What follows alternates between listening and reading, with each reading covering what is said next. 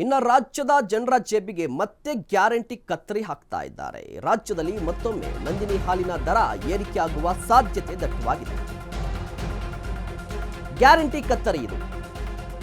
ರಾಜ್ಯದಲ್ಲಿ ಮತ್ತೊಮ್ಮೆ ನಂದಿನಿ ಹಾಲಿನ ದರ ಏರಿಕೆಯಾಗುವ ಸಾಧ್ಯತೆ ಇದೆ. ಇಂದು ರಾತ್ರಿ ಹೊರಬೀಳುತ್ತಾ ನೂತನ ದರಪಟ್ಟಿ, ಸಿಎಂ ಜೊತೆ ಅಂತಿಮ ಸಭೆ. ಇವತ್ತು ಅಂತಿಮವಾದ ಒಂದು ಸಭೆ ಇದೆ. ಈ ಸಭೆಯ ಬಳಿಕ ನಿರ್ಧಾರವಾಗುತ್ತೆ.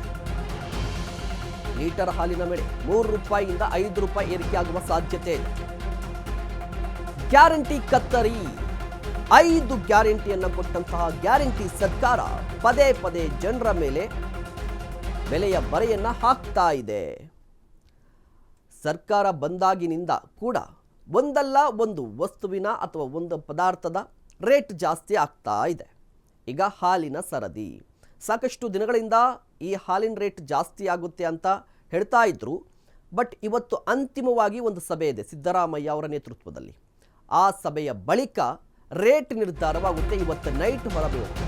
ಏಪ್ರಿಲ್ 1ನೇ ತಾರೀಕಿಂದ ಹೊಸ ದರ ನಿಗದಿಯಾಗಬಹುದು. ಸಿಎಂ ಸಿದ್ದರಾಮಯ್ಯ ಗೃಹ ಕಚೇರಿಯಲ್ಲಿ ಮಹತ್ವದ ಸಭೆ ನಿಗದಿಯಾಗಿದೆ.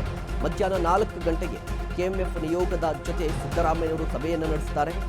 ಅಧ್ಯಕ್ಷರು ಜಿಲ್ಲಾ ಹಾಲು ಒಕ್ಕೂಟದ ಅಧ್ಯಕ್ಷರು ಇದರಲ್ಲಿ ಭಾಗಿಯಾಗ್ತಾರೆ. ವ್ಯವಸ್ಥಾಪಕ ನಿರ್ದೇಶಕರ ಜೊತೆ ಸಿದ್ದರಾಮಯ್ಯನವರು ಸಭೆಯನ್ನು ನಡೆಸುತ್ತಾರೆ. ಸಿಎಂ ಒಪ್ಪಿಗೆಯ ನಂತರ ದರ ನಿಗದಿಯಾಗುತ್ತೆ. ಸಾಕಷ್ಟು ದಿನಗಳಿಂದ ಕೆಎಂಎಫ್ ಒಂದು ಪ್ರಸ್ತಾವನೆ ಸಲ್ಲಿಕೆ ಮಾಡ್ತಾ ಇದೆ. ಹಾಲಿನ ದರ ಜಾಸ್ತಿ ಮಾಡಬೇಕು, ಹೆಚ್ಚಳ ಮಾಡಬೇಕಾಗಿದೆ. ಒಂದು ಕಡೆ ರೈತರು ಕೂಡ ಪಟ್ಟನ್ನು ಹಿಡಿದಿದ್ದಾರೆ. ಒಂದಷ್ಟು ಮನವಿಗಳನ್ನು ಮಾಡಿಕೊಂಡಿದ್ರು, ಹಾಲಿನ ದರ ಜಾಸ್ತಿ ಮಾಡಿ ನಮ್ಗೆ ಅನುಕೂಲ ಆಗುತ್ತೆ ಅಂತ ಹೇಳಿ. ಈಗ ಕೆಎಂಎಫ್ ಕೂಡ ಹೇಳ್ತಾ ಇರುವಂಥದ್ದು ಹಾಲಿನ ದರ ಜಾಸ್ತಿ ಮಾಡ್ತೀವಿ ಅಂತ. ಬಟ್ ಸಿದ್ದರಾಮಯ್ಯವರು ಏನು ಹೇಳ್ತಾರೆ, ಸರ್ಕಾರ ಓಕೆ ಅನ್ನುತ್ತಾ ಅನ್ನೋದು ಕುತೂಹಲ. ಇವತ್ತು 4 ಗಂಟೆಗೆ ಒಂದು ಸಭೆ ಇದೆ. ಆ ಮೀಟಿಂಗ್ ನಂತರ ದರ ನಿಗದಿಯಾಗುವ ಸಾಧ್ಯತೆ ಕೂಡ ಇದೆ.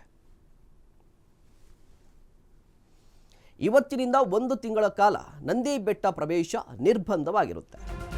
ಇವತ್ತಿನಿಂದ ಏಪ್ರಿಲ್ 25ರವರೆಗೆ ನಂದಿ ಬೆಟ್ಟ ಪ್ರವೇಶಕ್ಕೆ ನೋ ಎಂಟ್ರಿ ಬಂದ್ ಆಗಿರುತ್ತೆ. ವೀಕೆಂಡ್ನಲ್ಲಿ ಮಾತ್ರ ನಂದಿ ಬೆಟ್ಟ ಪ್ರವೇಶಕ್ಕೆ ಅವಕಾಶ ಇರುತ್ತೆ. ರಸ್ತೆ ನವೀಕರಣ ಮಾಡ್ತಾ ಇದ್ದಾರೆ, ಹೀಗಾಗಿ ಬಂದ್ ಅಂತ ಹೇಳಿರುವಂಥದ್ದು ಚಿಕ್ಕಬಳ್ಳಾಪುರ ಜಿಲ್ಲಾಧಿಕಾರಿ PN ರವೀಂದ್ರ ಆದೇಶ ಹೊರಡಿಸಿದ್ದಾರೆ.